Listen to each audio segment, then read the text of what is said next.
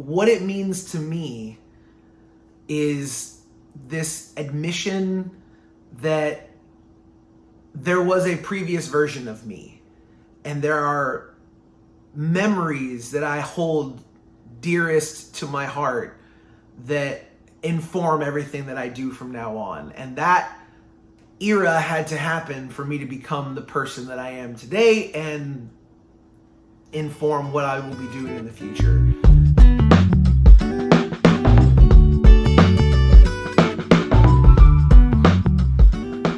What's going on, y'all? Today I want to give y'all a look inside my song Back in the Day. If you haven't listened to it yet, you can follow the links below. Stream it on Spotify, Apple Music, Google Play, all those places. Of course, if you're on Patreon, you get early access to all these songs as I release them. And you also get downloads included there along with a bunch of other stuff. So if you want to check it out on Patreon, you can follow those links as well. But I want to give a deep dive into the meanings, the story behind the song, the production, what the lyrics are about, and to give my perspective about the writing and how the song came about. So, first of all, earliest iteration of the song. The song actually dates from around 2010. It was part of my final producer's project that I did when I was at Full Sail University. We had to write a song and then do a full release package, associated with the record, and then we would produce the song, mix it, master it, distribute it, not distribute it, but basically present the project to the class and a panel of judges, which were, the staff and faculty at Full Sail, to kind of go through the process of how you would pitch a song to a record label or something like that. And so, going throughout my entire, process at Full Sail, I wrote a bunch of different songs. I wrote country, I wrote hip hop, I wrote pop and rock and all these kind of stuff. And I was really homesick while I was in Florida. Now, I'm originally from Florida, but the years leading up to it, middle school and high school, leading up to college, I was in Texas. And so I was very, very homesick, nostalgic for the moments that I was initially starting to pursue music, originally as a hobby and as a way of bonding with my friends and learning how to express myself creatively. And then that set me off on the trajectory of, becoming a musician and an audio producer. And that's what I do for my full-time job now. I work as an audio engineer for a media company, as well as continue to write and release songs. And so, at the time, this was the end of, college, and I was getting my bachelor's degree, and I just wanted to have a look back at the origins of when I discovered music. And that's what this song is. This song is written by 2010 Brian about 2006 Brian. And Miami really was the, the name I was kind of going by at the time. But, and it's funny to listen to it now in 2024, and to think about how far I've come and how different my life is now. But it's always a really nice thing to kind of look back and reminisce about a very, very, very specific time in your life, particularly when you have such fond and wonderful memories, about that time in your life. So that's the origins of the song and where it came from. Some of the lyrics, the lyrics are not very deep in this song. I'll be completely honest with you. It's really just an account of what I was kind of doing at the time of, learning about music and writing songs. And, my initial way into writing music was through hip hop. We used to find beats on LimeWire. We used to call it jacking for beats, but we used to basically just go download instrumentals of the songs that were on the radio and then write our own lyrics to it and produce it. And sometimes those songs would sound very similar to the radio version. We would just kind of change the lyrics up just a little bit, but keep the same melodies. Other times, we would throw those original melodies completely out the window and just kind of come up with our own thing. Occasionally, we would try and produce our own instrumentals, but for the most part, none of us really knew what we were doing at the time, and so we just kind of rewrote lyrics to already made instrumentals from very, very, very well-known hip-hop artists at the time. And this one, however, when it came time to do this song, I wanted to try to do something similar to what we did when we were originally writing songs. And so I wrote these lyrics about specific people doing specific things, the places that we used to go. There are countless references to actual people: Joey, Nito, Double D, the whole MLE crew. Mad Labs Entertainment was like the group that we kind of formed when I was 18 years old. And things that happened in the song that I mentioned in the song were things that happened in real life.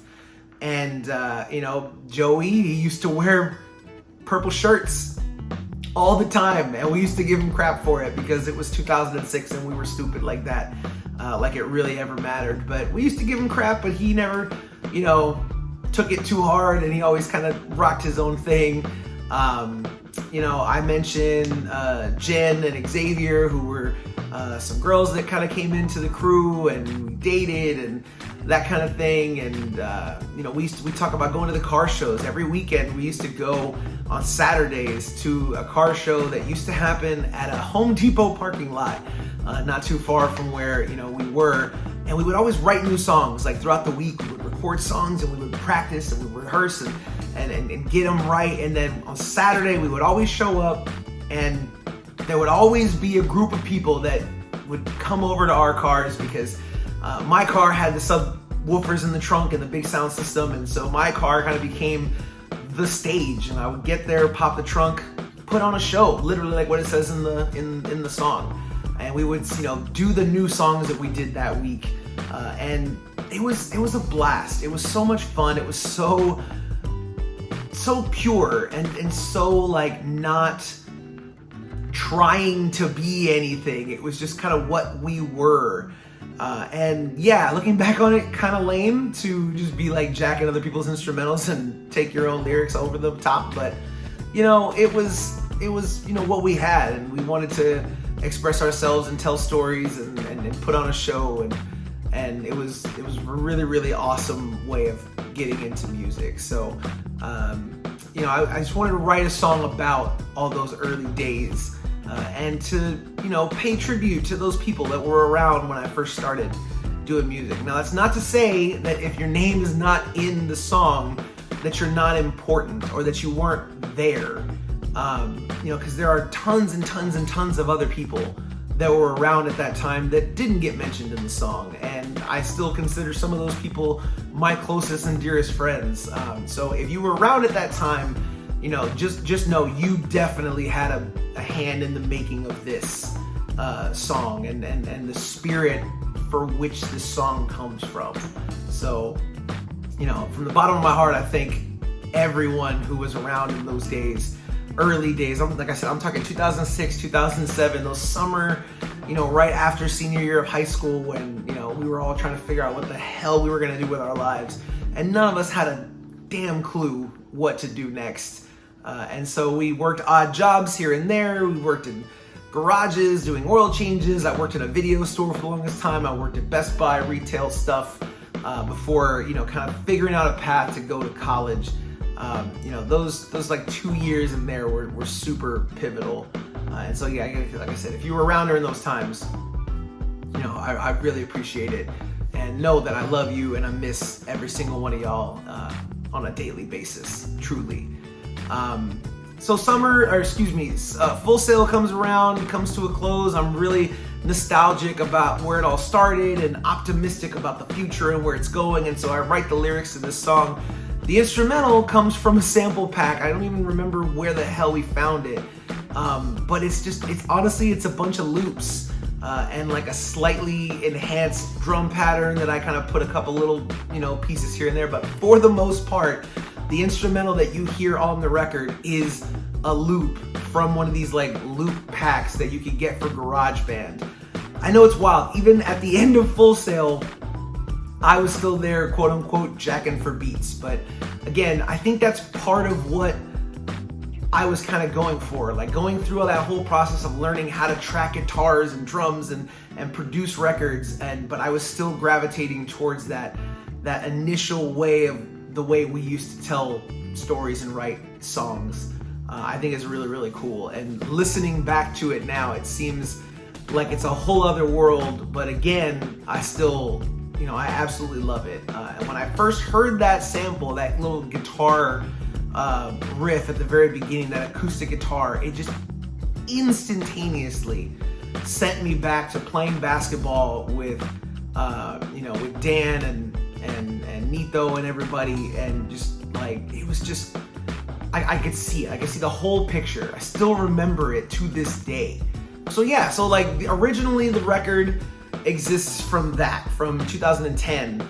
At the end of Full Sail, and I got a pretty decent grade on the project, and I don't know why I never, released it. And so years went by, and that song sat on my hard drive, and so yeah, about 6 months ago, I decided that I was going to start re-releasing all of my old music, and I'm found most of the sessions, and I'm going back and re-recording a couple of things and cleaning some things up here and there, doing some better mixes, some better production, with some, better equipment, better plugins, better knowledge, better ears about what's good and not good.